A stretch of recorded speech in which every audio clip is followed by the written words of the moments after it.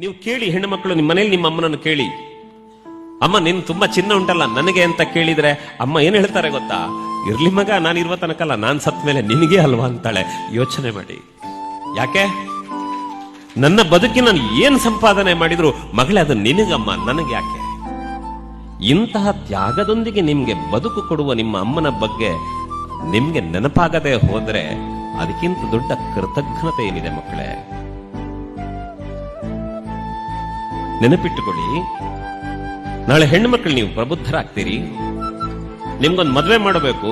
ನಾನು ಮೊನ್ನೆ ಕೇಳಿದ್ದೆ, ಏನ್ ಮಾಡ್ತಾ ಇದ್ದೀರಿ ಅಂದ್ರೆ ಅಮ್ಮ ಹೇಳ್ತಾರೆ, ನಾನು ಸೀರೆ ಮಾಡುತ್ತಾ ಇದ್ದೆ. ಏನ್ ಸೀರೆ ಮಾಡುತ್ತಾ ಇದ್ದೀರಿ? ಇಲ್ಲ, ನನ್ನ ಮಗಳಿಗೆ ಮದುವೆ ದಿವಸ ಹತ್ರ ಬಂತಲ್ಲ, ಅವಳಿಗೆ ಕೊಡಬೇಕಾದ ಸೀರೆ ಎಲ್ಲ ಪ್ಯಾಕ್ ಮಾಡಬೇಕಲ್ಲ, ಅದಕ್ಕೋಸ್ಕರ ಮಡಿತಾ ಇದ್ದೇನೆ ಅಂತ. ಒಂದು ಕಡೆಯಲ್ಲಿ ಮಗಳು ಹೊರಟು ಹೋಗ್ತಾಳೆ ಅನ್ನೋ ನೋವು, ಆದ್ರೆ ಹೋದಲ್ಲ ಅವಳು ಚೆನ್ನಾಗಿರಬೇಕು ಅಂತ ತಾಯಿ ಸಿದ್ಧಳಾಗುತ್ತಾಳಲ್ಲ. ಈ ಪ್ರೀತಿಯನ್ನು ನೀವು ಅಂಗಡಿಯಲ್ಲಿ ದುಡ್ಡು ಕೊಟ್ಟು ತಗೊಳ್ಳಿಕ್ಕಾಗೋದಿಲ್ಲ.